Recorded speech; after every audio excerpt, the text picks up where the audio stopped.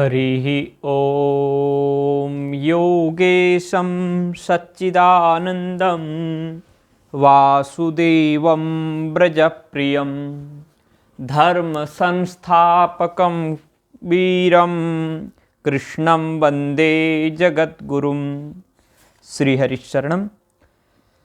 परम मंगलमय परात्पर अखिलेश्वर अकारण करुणावरुणालय भक्तवांछा कल्पतरु शरणागत वत्सल भक्तवत्सल कृपा सिंधु करुणा सिंधु अनंत श्री विभूषित श्री मदन मोहन श्याम सुंदर गीता गायक श्री कृष्णचंद्र भगवान की महती करुणा कृपा से हमको सत्संग चर्चा भगवद गीता के माध्यम से सुलभ हो रही है।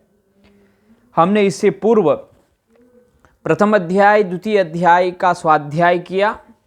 आज श्रीमद् भगवद गीता का तृतीय अध्याय हम स्वाध्याय करेंगे। आप सभी मित्रों का मैं स्वागत करता हूं। आप सब लोग बड़े एकाग्रता पूर्वक इस अध्याय का श्रवण करेंगे, ऐसी अपेक्षा के साथ आइए शुरू करते हैं तृतीय अध्याय। ओम श्री परमात्मने नमः। अथ तृतीयोऽध्यायः, ये तीसरा अध्याय है।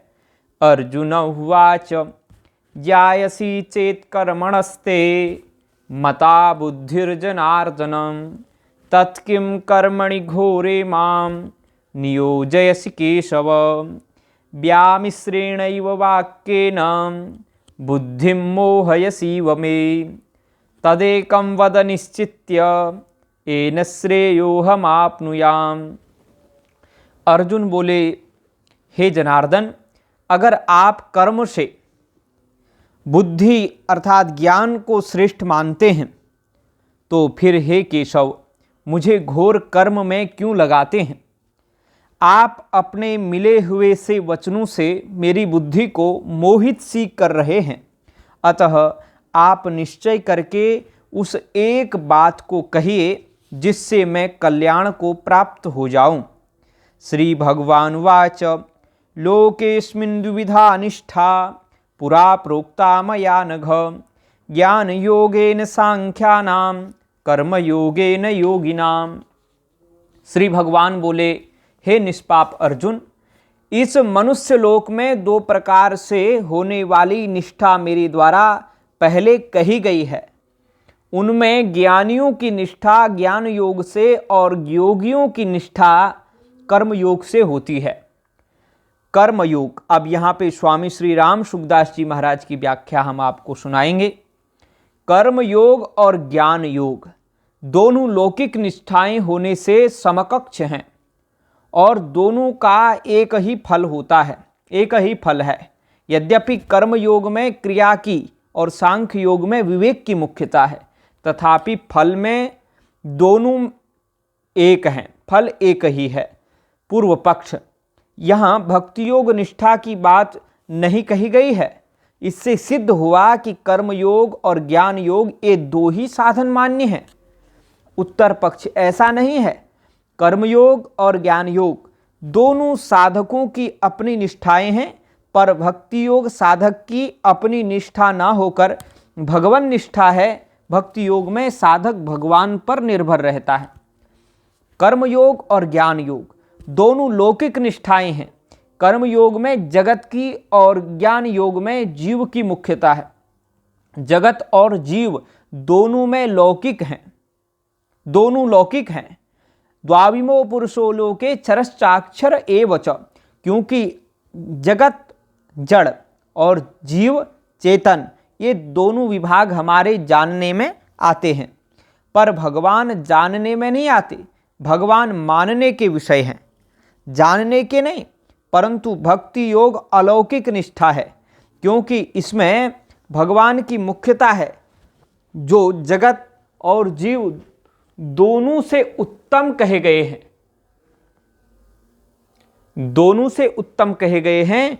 उत्तमः पुरुषस्त्वन्यः परमात्मेत्युदाहृतः न कर्मणामनारम्भान् नैष्कर्म्यं पुरुषोऽश्नुते न च सन्न्यसनादेव सिद्धिं समधिगच्छति। मनुष्य न तो कर्मों का आरंभ किए बिना निष्कर्मता का अनुभव करता है और न कर्मों के त्याग मात्र से सिद्धि को ही प्राप्त होता है। जब तक साधक में क्रिया का वेग रहता है तब तक साधक के लिए निष्काम भाव पूर्वक केवल दूसरों के लिए कर्म करने आवश्यक हैं। दूसरों के हित के लिए कर्म करने से क्रिया का वेग शांत हो जाता है और सभी कर्म अकर्म हो जाते हैं, अर्थात बांधने वाले नहीं रहते। केवल कर्मों का स्वरूप से त्याग करने पर क्रिया का वेग शांत नहीं होता। क्रिया का वेग शांत किए बिना प्रकृति से संबंध विच्छेद नहीं होता।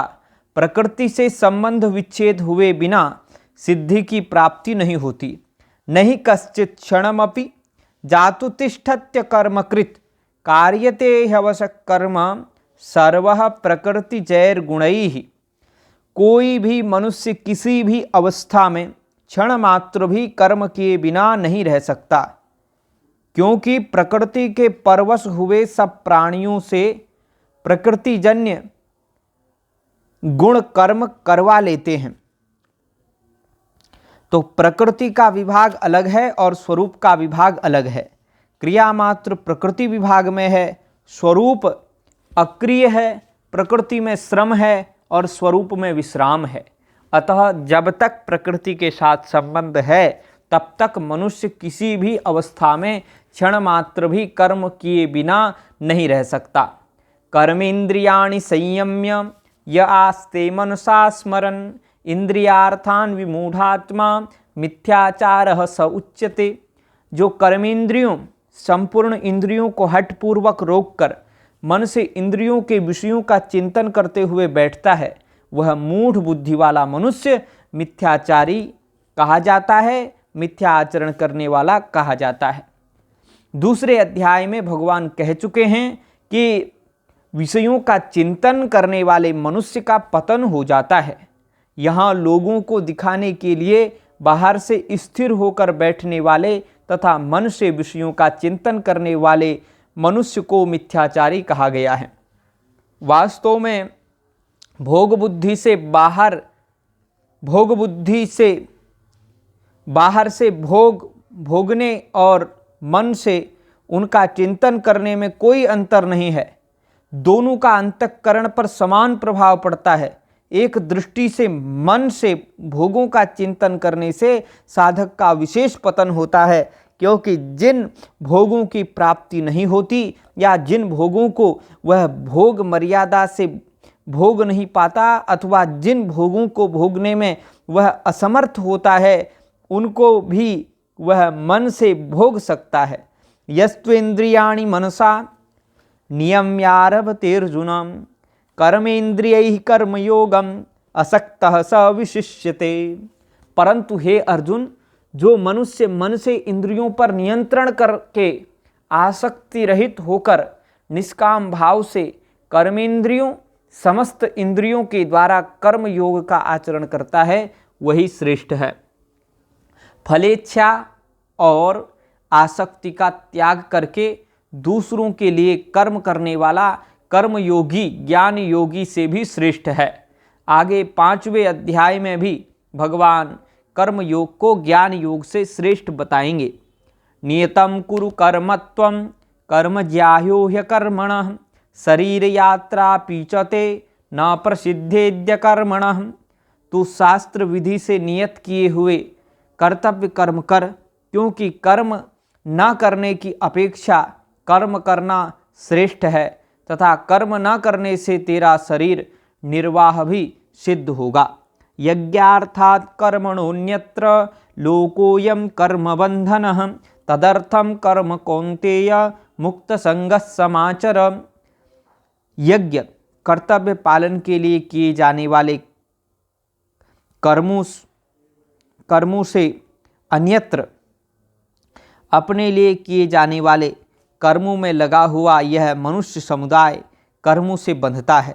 इसलिए हे कुंती नंदन, तू आसक्ति रहित होकर उस यज्ञ के लिए ही कर्तव्य कर्म कर। जो कर्म दूसरों के लिए नहीं किए जाते, प्रत्युत अपने लिए किए जाते हैं, उन कर्मों से मनुष्य बंध जाता है। अतः साधक को ये 3 बातें स्वीकार कर लेनी चाहिए। शरीर सहित कुछ भी मेरा नहीं है, मुझे कुछ भी नहीं चाहिए और मुझे अपने लिए कुछ भी नहीं करना है। पहली बात स्वीकार करने से दूसरी बात सुगम हो जाएगी और दूसरी बात स्वीकार करने से तीसरी बात सुगम हो जाएगी। सहयज्ञा प्रजा सृष्ट्वा पुरोवाचः प्रजापतिः अनेन प्रसविस्वध्वम् एषोस्त्विष्टकामधुक् देवान् भावयतानेन ते देवा भावयन्तु वः परस्परं भावयन्तः श्रेयः परम वाप्स्यथ। प्रजापति ब्रह्मा जी ने सृष्टि के आदिकाल में कर्तव्य कर्मों के विधान सहित प्रजा मनुष्य आदि की रचना करके उनसे प्रधानतया मनुष्यों से कहा कि तुम लोग इस कर्तव्य के द्वारा सबकी वृद्धि करो और यह कर्तव्य कर्म रूप यज्ञ तुम लोगों को कर्तव्य पालन की आवश्यक सामग्री प्रदान करने वाला हो। इस अपने कर्तव्य कर्म के द्वारा तुम लोग देवताओं को उन्नत करो और वे देवता लोग अपने कर्तव्य के द्वारा तुम लोगों को उन्नत करें। इस प्रकार एक दूसरे को उन्नत करते हुए तुम लोग परम कल्याण को प्राप्त हो जाओगे। अपने कर्तव्य का पालन करने से अर्थात दूसरों के लिए निष्काम भाव से कर्म करने से अपना तथा प्राणी मात्र का हित होता है, परंतु अपने कर्तव्य का पालन न करने से अपना तथा प्राणी मात्र का अहित होता है। कारण कि शरीरों की दृष्टि से तथा आत्मा की दृष्टि से भी मात्र प्राणी एक हैं, अलग अलग नहीं हैं। मनुष्य शरीर केवल कल्याण प्राप्ति के लिए ही मिला है, अतः अपना कल्याण करने के लिए कोई नया काम करना आवश्यक नहीं है। प्रत्युत जो काम करते हैं उसे ही फलेच्छा और आसक्ति का त्याग करके दूसरों के हित के लिए करने से हमारा कल्याण हो जाएगा। इष्टान भोगान ही ओ देवा दास्यन्ते यज्ञ भाविताः तैर्दत्तान प्रदायेभ्यो यो भुंक्ते स्तेन एव सः। यज्ञ से पुष्ट हुए देवता भी तुम लोगों को बिना मांगे ही कर्तव्य पालन की आवश्यक सामग्री देते रहेंगे। इस प्रकार उन देवताओं की दी हुई सामग्री को दूसरों की सेवा में लगाए बिना जो मनुष्य स्वयं ही उसका उपभोग करता है वह चोर ही है। शरीर पांच भौतिक सृष्टि मात्र का एक क्षुद्रतम अंश है, अतः स्थूल सूक्ष्म तथा कारण तीनों शरीर संसार के तथा संसार के लिए ही हैं। शरीर स्वयं स्वरूप के किंचन मात्र भी काम नहीं आता, प्रत्युत शरीर का सदुपयोग ही स्वयं के काम आता है। शरीर का सदुपयोग है उसे दूसरों की सेवा में लगाना, संसार की सेवा में समर्पित कर देना। जो मनुष्य मिली हुई सामग्री का भाग दूसरों को अभावग्रस्तों को दिए बिना अकेले ही उसका उपभोग करता है वह चोर ही है। उसे वही दंड मिलना चाहिए जो चोर को मिलता है। यज्ञ शिष्टा सिन्ह संतो मुच्यन्ते सर्वकिल विषयैः भुंजते ते त्वघं पापा ए पचन्त्यात्म कारणात्। यज्ञ शेष योग का अनुभव करने वाले श्रेष्ठ मनुष्य संपूर्ण पापों से मुक्त हो जाते हैं, परंतु जो केवल अपने लिए ही पकाते हैं अर्थात सब कर्म करते हैं वे पापी लोग तो पाप का ही भक्षण करते हैं। संपूर्ण पापों का कारण है कामना, अतः कामना पूर्वक अपने लिए कोई भी कर्म करना पाप है, बंधन है। और निष्काम भाव से दूसरे के लिए कर्म करना पुण्य है। पाप का फल दुख है और पुण्य का फल सुख है। इसलिए स्वार्थ भाव से अपने लिए कर्म करने वाले दुख पाते हैं और निस्वार्थ भाव से दूसरों के लिए कर्म करने वाले सुख पाते हैं। अन्नाद् भवन्ति भूतानि प्रजन्यादन्न संभवः यज्ञाद् भवति पर्जन्यो यज्ञः कर्म समुद्भवः कर्म ब्रह्मोद्भवं विद्धि ब्रह्माक्षर समुद्भवं तस्मात् सर्वगतं ब्रह्म नित्यं यज्ञे प्रतिष्ठितम्। संपूर्ण प्राणी अन्न से उत्पन्न होते हैं। अन्न की उत्पत्ति वर्षा से होती है, वर्षा यज्ञ से होती है, यज्ञ कर्मों से संपन्न होता है, कर्मों को तू वेद से उत्पन्न जान और वेद को अक्षर ब्रह्म से प्रकट हुआ जान।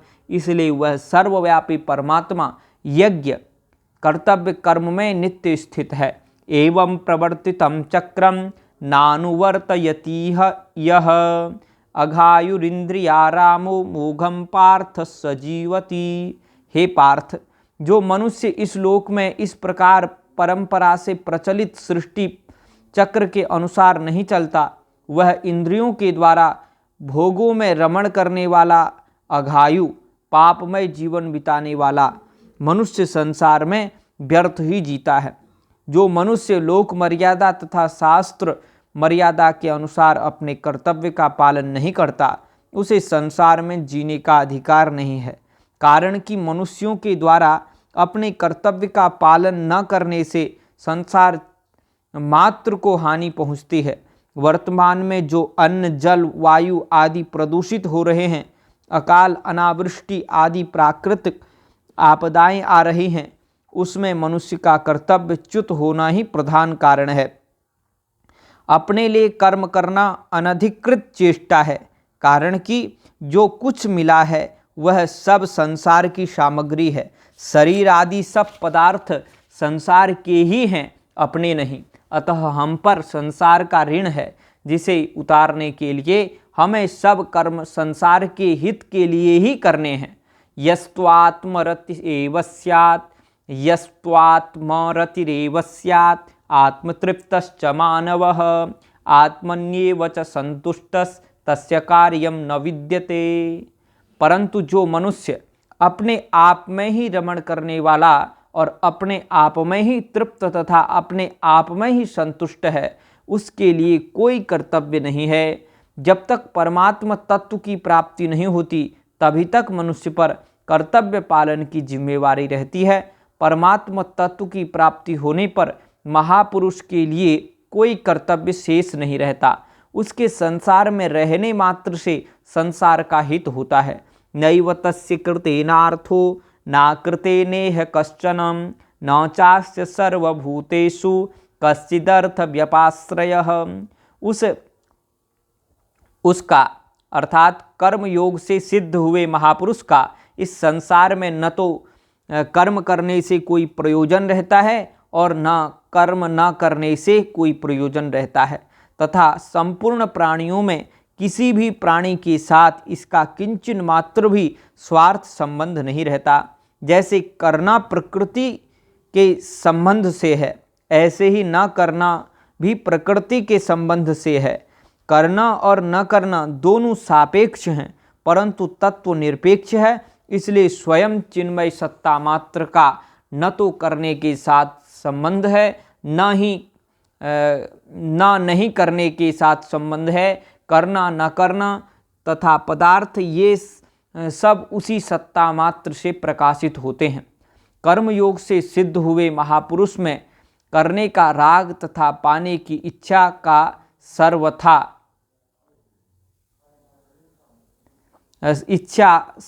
नहीं रहती, अभाव होता है। इसलिए उसका न तो कुछ करने से मतलब रहता है, न नहीं करने से मतलब रहता है, और न उसका किसी भी प्राणी पदार्थ से कुछ पाने से ही मतलब रहता है। अर्थात तात्पर्य है कि उसका प्रकृति विभाग से सर्वथा संबंध नहीं रहता। तस्मादसक्तः सततं कार्यं कर्म समाचर असक्तो ह्याचरन् कर्म परमाप्नोति पुरुषः। इसलिए तू निरंतर आसक्ति रहित होकर कर्तव्य कर्म का भली भांति आचरण कर, क्योंकि आसक्ति रहित होकर कर्म करता हुआ मनुष्य परमात्मा को प्राप्त हो जाता है। मनुष्य कर्मों से नहीं बंधता, प्रत्युत आसक्ति से बंधता है। आसक्ति ही मनुष्य का पतन करती है, कर्म नहीं। आसक्ति रहित होकर दूसरों के हित के लिए कर्म करने से मनुष्य संसार बंधन से मुक्त होकर परमात्मा तत्व को प्राप्त हो जाता है। कर्म में परिश्रम और कर्म योग में विश्राम है। शरीर की आवश्यकता परिश्रम में है, विश्राम में नहीं। कर्मयोग में शरीर से होने वाला परिश्रम कर्म दूसरों की सेवा के लिए और विश्राम योग अपने लिए है। कर्मणैव हि संसिद्धिम आस्थिता जनकादयः लोक संग्रहमेवापि संपश्यन् कर्तुमर्हसि।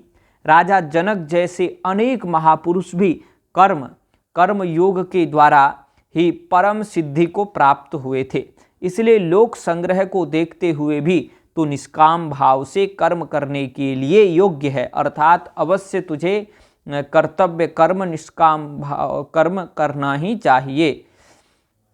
तो जनकादि राजाओं ने भी कर्म योग के द्वारा ही मुक्ति प्राप्त की थी।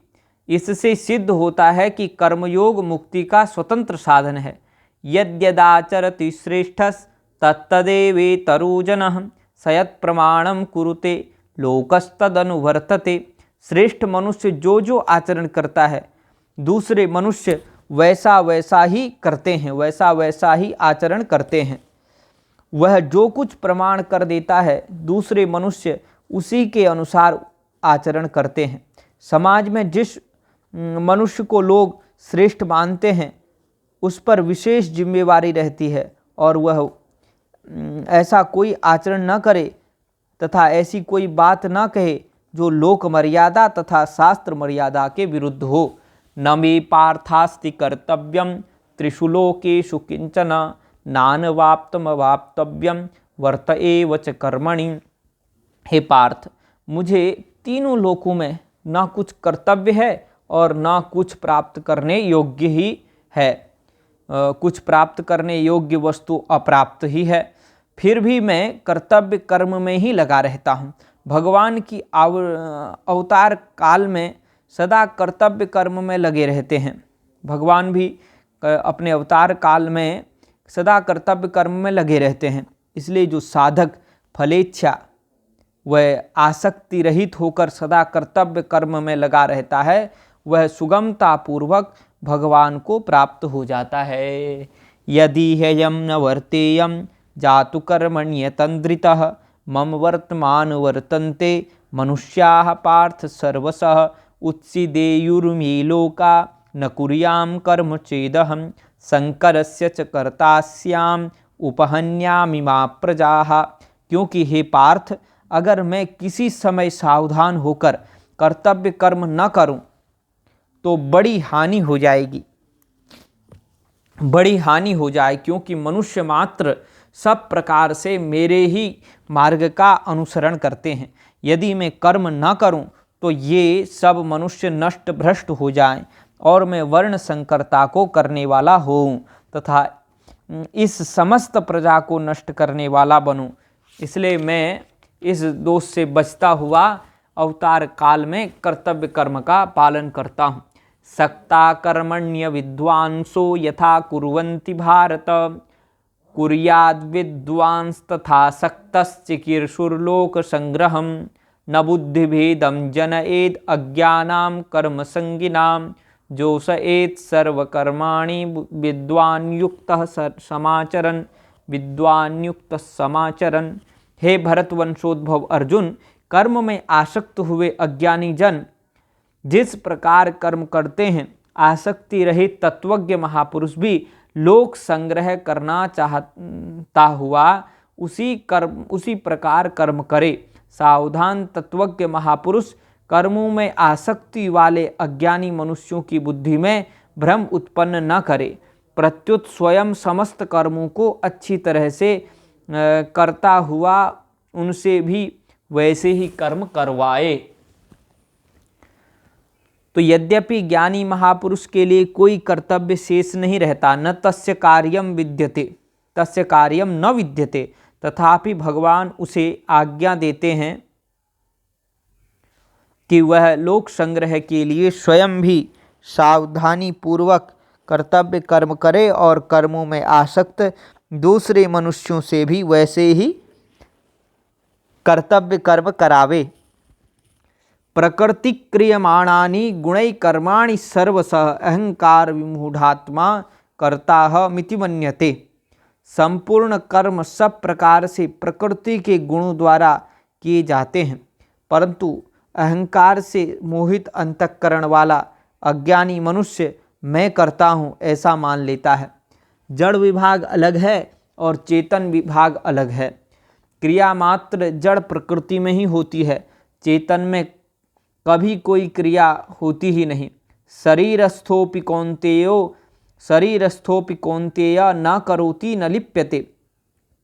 क्रिया का आरंभ और समाप्ति तथा पदार्थ का आदि और अंत होता है, परंतु चेतन का न आरंभ है और तथा समाप्ति भी न समाप्ति है, न आदि तथा न अंत ही होता है। भगवान ने गीता जी में कर्मों के होने में 5 कारण बताए हैं। प्रकृति क्रियमाणानि प्रकृत्यैव च कर्मणि गुणा गुणेषु वर्तन्ते नान्यं गुणेभ्यः कर्तारम् इंद्रियाणीन्द्रियार्थेषु स्वभाव क्रिया वेग स्वभावस्तु प्रवर्तते प्रकृतिम यान्ति भूतानि। 5वां है अधिष्ठानम तथा कर्ता करणम च पृथग्विदम विधाश्च पृथक चेष्टा। तो ये भगवान ने बताया है। उपर्युक्त 5 का मूल कारण एक अपरा प्रकृति जड़ विभाग ही है। आज तक अनेक योगियों में जीव ने जो कुछ कर्म किए हैं और उनमें से कोई भी कर्म तथा किसी भी शरीर स्वरूप तक नहीं पहुंचा। सूर्य तक अंधकार कैसे पहुंच सकता है? कारण कि कर्म और शरीर आदि पदार्थों का विभाग ही अलग है और स्वरूप का विभाग ही अलग है। तत्त्ववित्तो महाबाहो गुणकर्म विभागयोः गुणागुणेषु वर्तन्त इति मत्वा न सज्जते। परंतु हे अर्जुन, हे महाबाहो, गुण विभाग और कर्म विभाग को तत्व से जानने वाला महापुरुष संपूर्ण गुणों को ही गुणों में बरत रहे हैं, सब संपूर्ण गुण ही गुणों में बरत रहे हैं ऐसा मानकर उनमें आसक्त नहीं होता। यह सिद्धांत है कि संसार पदार्थ और क्रिया से अलग होने पर ही संसार का ज्ञान होता है और परमात्मा से एक होने पर ही परमात्मा का ज्ञान होता है। कारण यह है कि वास्तव में हम संसार से अलग और परमात्मा से एक हैं। तत्वज्ञ महापुरुष गुण विभाग, पदार्थ और कर्म विभाग, क्रिया से सर्वथा अलग होने पर यह जान लेता है कि संपूर्ण गुण ही गुणों में बरत रहे हैं। तात्पर्य है कि संपूर्ण क्रियाएं संसार में ही हो रही हैं, स्वरूप में कभी कोई क्रिया नहीं होती। प्रकृतिर्गुण सम्मूढ़ाः सज्जन्ते गुण कर्मसु तान कृष्ण विदो मंदान कृष्ण भिन्न विचालयेत। प्रकृति जन्य गुणों से अत्यंत मोहित हुए अज्ञानी मनुष्य गुणों और कर्मों में आसक्त रहते हैं। उन पूर्णतया न समझने वाले मंदबुद्धि अज्ञानियों को पूर्णतया जानने वाला ज्ञानी मनुष्य विचलित न करे। मयि सर्वाणि कर्माणि सन्न्यस्याध्यात्मचेतसा निराशीर्निर्ममो भूत्वा युद्धस्व विगतज्वरः। तो विवेकवती बुद्धि के द्वारा संपूर्ण कर्तव्य कर्मों को मेरे अर्पण करके कामना रहित, ममता रहित और संताप रहित होकर युद्ध रूप कर्तव्य कर्म कर। यदि साधक भगवन्निष्ठ है तो उसे संपूर्ण कर्म भगवान के अर्पित करते रहना चाहिए। अर्पण करने का तात्पर्य है अपने लिए कोई कर्म न करके केवल भगवान की प्रसन्नता के लिए ही सब कर्म करना। एमे मतमिदं नित्यम अनुतिष्ठन्ति मानवाः श्रद्धावन्तो न सूयन्तो मुच्यते मुच्यन्ते तेऽपि कर्मभिः। जो मनुष्य दोष दृष्टि से रहित होकर श्रद्धा पूर्वक मेरे इस पूर्व श्लोक में वर्णित मत का आदर करता है, अनुसरण करते हैं, सत्कार करते हैं, वे ही अनुसरण करते हैं, अनुकरण करते हैं, वे भी कर्मों के बंधन से मुक्त हो जाते हैं। भगवान का मत है, मिलने तथा बिछुड़ने वाली कोई भी वस्तु, पदार्थ या क्रिया अपनी तथा अपने लिए नहीं है। भगवान का मत ही वास्तविक सिद्धांत है, जिसका अनुसरण करके मात्र मनुष्य मुक्त हो सकते हैं। एत्वेतदभ्यसूयन्तो नानुतिष्ठन्ति मे मतम्। एत्वेतदभ्यसूयन्तो नानुतिष्ठन्ति मे मतम्। सर्वज्ञान विमूढ़ास्तान विद्धि नष्टान चेतसः। परंतु जो मनुष्य मेरे इस मत में दोष दृष्टि करते हुए इसका अनुष्ठान नहीं करते, उन संपूर्ण ज्ञानों में मोहित और अविवेकी मनुष्यों को नष्ट हुए ही समझो, अर्थात उनका पतन ही होता है। सदृशं चेष्टते स्वस्याः प्रकृतिर्ज्ञानवानपि प्रकृतिम यान्ति भूतानि निग्रह किम करिष्यति। संपूर्ण प्राणी प्रकृति को प्राप्त होते हैं। ज्ञानी महापुरुष भी अपनी प्रकृति के अनुसार चेष्टा करता है, फिर इसमें किसी का हठ क्या करेगा। चेतन तत्व सम रहता है और प्रकृति विषम रहती है। इसलिए तत्वज्ञ महापुरुषों के स्वरूप में कोई भिन्नता नहीं होती, पर उनकी प्रकृति स्वभाव में भिन्नता होती है। उनका स्वभाव राग द्वेष से रहित होने के कारण महान शुद्ध होता है। स्वभाव शुद्ध होने पर भी तत्वज्ञ महापुरुषों के स्वभाव में जिस साधन मार्ग से सिद्धि प्राप्त होती है, उस मार्ग के सूक्ष्म संस्कार होने के कारण भिन्नता रहती है और उस स्वभाव के अनुसार ही उनके द्वारा भिन्न भिन्न व्यवहार होता है। इंद्रियस्येन्द्रियस्यार्थे राग द्वेषो व्यवस्थितो तयोर्न वशमागच्छेत् तो ह्यस्य परिपंथिनो। इंद्रिय के अर्थ में प्रत्येक इंद्रिय के प्रत्येक विषय में मनुष्य के राग और द्वेष व्यवस्था से अनुकूलता और प्रतिकूलता को लेकर स्थित हैं। मनुष्य को उन दोनों के वश में नहीं होना चाहिए, क्योंकि वे दोनों ही इसके पारमार्थिक मार्ग में विघ्न डालने वाले शत्रु हैं। भूल से अपने सुख दुख का कारण दूसरे को मानने से ही राग द्वेष उत्पन्न होते हैं। यदि अंतःकरण में राग द्वेष उत्पन्न हो जाएं, तो उनके वशीभूत होकर कोई क्रिया नहीं करनी चाहिए, क्योंकि क्रिया करने से राग द्वेष दृढ़ हो जाते हैं। साधक राग द्वेष के वशीभूत भी न हो और उनको अपने में भी न माने। राग द्वेष आगंतुक दोष हैं, हमें इनके आने जाने का ज्ञान होता है, अतः हम इनसे अलग हैं। श्रेयान् स्वधर्मो विगुणः परधर्मात् स्वनुष्ठितात् स्वधर्मे निधनम श्रेयः परधर्मो भयावहः। अच्छी तरह आचरण में लाए हुए दूसरे के धर्म से गुणों की कमी वाला अपना धर्म श्रेष्ठ है। अपने धर्म में तो मरना भी कल्याणकारक है और दूसरे का धर्म भय को देने वाला है। वर्ण आश्रम आदि के अनुसार निष्काम भाव से अपने कर्तव्य का पालन करना मनुष्य का स्वधर्म है। मनुष्य का स्वधर्म है और जो उसके लिए निषिद्ध है वह परधर्म है, जिनमें दूसरे के अहित का भाव होता है। जो वे चोरी हिंसा आदि किसी के भी स्वधर्म नहीं है, प्रत्युत कुधर्म अथवा अधर्म है।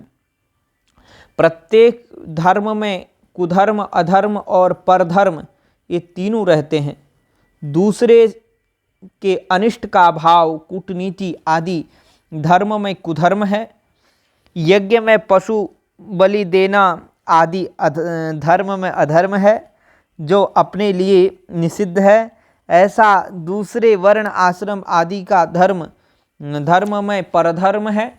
कुधर्म, अधर्म और परधर्म से कल्याण नहीं होता। कल्याण उस धर्म से होता है जिसमें अपने स्वार्थ तथा अभिमान का त्याग हो और दूसरे का वर्तमान में और भविष्य में हित होता हो। अर्जुन उवाच अथ केन प्रयुक्तोऽयं पापं चरति पूरुषः अनिच्छन्नपि वार्ष्णेय बलादिव नियोजितः। अर्जुन बोले कि हे वार्ष्णेय, फिर यह मनुष्य चाहता हुआ भी जबरदस्ती लगाई हुई तरह किससे प्रेरित होकर पाप का आचरण करता है। श्री भगवान उवाच काम एष क्रोध एष रजोगुण समुद्भवः महासनो महापाप्मा विद्धेनामिह वैरिणम्। श्री भगवान बोले, रजोगुण से उत्पन्न यह काम अर्थात कामना ही पाप का कारण है। यह काम ही क्रोध में परिणत होता है और यह बहुत खाने वाला और महापापी है। इस विषय में तू इसको ही वैरी जान। जैसा मैं चाहूँ वैसा हो जाए, यह काम अर्थात कामना है। किसी भी क्रिया, वस्तु या व्यक्ति का अच्छा लगना अथवा उससे कुछ भी सुख चाहना काम है। इस काम रूप एक दोष में अनंत दोष, अनंत पाप भरे हुए हैं। अतः जब तक मनुष्य के भीतर काम है तब तक वह सर्वथा निर्दोष है, निष्पाप नहीं हो सकता। कामना के सिवाय पापों का अन्य कोई कारण नहीं है। तात्पर्य है कि मनुष्य से न तो ईश्वर पाप कराता है, न भाग्य पाप कराता है, न समय पाप कराता है, न परिस्थिति पाप कराती है, न कलयुग पाप कराता है। प्रत्युत मनुष्य स्वयं ही कामना के वशीभूत होकर पाप करता है। धूमेनाव्रियते वह्निर्यथा दर्शो मलेन च यथोल्बेनावृतो गर्भस्तथा तेनेदमावृतम। जैसे धुएं से अग्नि और मैल से दर्पण ढका जाता है तथा जैसे जेर से गर्भ ढका रहता है, ऐसे ही उस कामना के द्वारा यह ज्ञान अर्थात विवेक ढका हुआ है। आवृतम ज्ञानमेतेन ज्ञानिनो नित्यवैरिणा कामरूपेण कौन्तेय दुष्पूरेणानलेन च। हे कुंती नंदन, इस अग्नि के समान कभी तृप्त न होने वाले और विवेकियों के कामना रूप नित्य वैरी के द्वारा मनुष्य का विवेक ढका हुआ है। इंद्रियाणि मनोबुद्धिरस्याधिष्ठानमुच्यते एतैर्विमोहयत्ते स ज्ञानमावृत्य देहिनम्। इंद्रियां, मन और बुद्धि इस कामना के वास स्थान कहे गए हैं। यह कामना इन इंद्रियां, मन और बुद्धि के द्वारा ज्ञान को ढककर देहाभिमानी मनुष्य को मोहित करती है। काम 5 स्थानों में दिखता है: विषयों में, इंद्रियों में, मन में, बुद्धि में और अहम में, जड़ चेतन के तादात्म्य में। इन 5 स्थानों में दिखने के कारण ये 5 काम के वास स्थान कहे गए हैं। मूल में काम अहम में ही होता है। तस्मात्त्वमिन्द्रियाणादो नियम्य भरतर्षभ पाप्मानं प्रजहीहेनं ज्ञान विज्ञाननाशनम्। इसलिए हे भरतवंशियों में श्रेष्ठ अर्जुन, तो सबसे पहले इंद्रियों को वश में करके इस ज्ञान और विज्ञान का नाश करने वाले महान पापी काम को अवश्य बलपूर्वक मार डाल। संसार की स्वतंत्र सत्ता नहीं है, यह ज्ञान है। सब कुछ भगवान ही है, यह विज्ञान है। काम साधक को न तो ज्ञान प्राप्त करने देता है न विज्ञान। इंद्रियाणि परायणाहु रिंद्रियेभ्य परम मनः मनसस्तु परा बुद्धिर यो बुद्धे परतस्तु सः एवं बुद्धे परम बुद्ध्वा संस्तभ्यात्मानमात्मनं जहि शत्रुं महाबाहो काम रूपम दुरासदम। इंद्रियों को स्थूल शरीर से पर श्रेष्ठ, सबल, प्रकाशक, व्यापक तथा सूक्ष्म कहते हैं। इंद्रियों से पर मन है, मन से भी पर बुद्धि है, और जो बुद्धि से भी पर है वह काम है। इस तरह बुद्धि से पर काम को जानकर अपने द्वारा अपने आप को वश में करके हे महाबाहो तो इस कामरूप दुर्जय शत्रु को मार डाल। पृथ्वी, जल, तेज, वायु, आकाश, मन, बुद्धि तथा अहम, ये 8 प्रकार के भेदों वाली अपरा प्रकृति है। बुद्धि से भी पर जो अहम है, उस अहम के जड़ अंश में काम रहता है। तात्पर्य है कि काम रूप विकार अपरा प्रकृति में रहता है, जड़ प्रकृति में रहता है। परा प्रकृति चेतन में नहीं, परंतु अहम के साथ तादात्म्य करने के कारण उस काम रूप विकार को चेतन जीवात्मा अपने में मान लेता है। जब तक अहम रूप जड़ चेतन का तादात्म्य रहता है, तब तक जड़ और चेतन के विभाग का ज्ञान नहीं होता। जब तक तादात्म्य है तभी तक काम है। तादात्म्य टूटने पर उस काम का स्थान प्रेम ले लेता है। काम में संसार की ओर आकर्षण होता है और प्रेम में भगवान की ओर आकर्षण होता है। तो इस प्रकार से श्रीमद् भगवद गीता के इस तृतीय अध्याय को भी हमने आज के स्वाध्याय क्रम में रखा और स्वाध्याय किया। लगभग 41 मिनट हो चुके हैं। अब आने वाले समय में हम भगवद गीता के चौथे अध्याय का स्वाध्याय करेंगे, श्रवण करेंगे। आइए इसको यहीं विराम देते हैं, भगवान के चरणों में समर्पित करते हैं। ओम तत्सदिति श्रीमद्भगवद्गीता सुपनिषत्सु ब्रह्म विद्यायां योग शास्त्रे श्री कृष्णार्जुन संवादे कर्म योगो नाम तृतीयोध्यायः। श्री कृष्णार्पणमस्तु। गोविंदाय नमो नमः। सभी मित्रों से आग्रह है कि ज़्यादा से ज़्यादा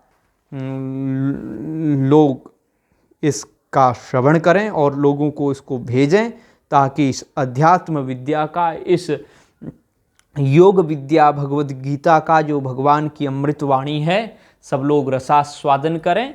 और 11 तारीख को अर्थात कल को गीता जयंती भी है, तो हम आज से ही आपको गीता जयंती की हार्दिक मंगलमय शुभकामनाएं देते हैं। कल के दिवस हम 18वें अध्याय का पाठ करेंगे, तो ये कार्य कल संपन्न करेंगे। बोलो जय श्री राधे।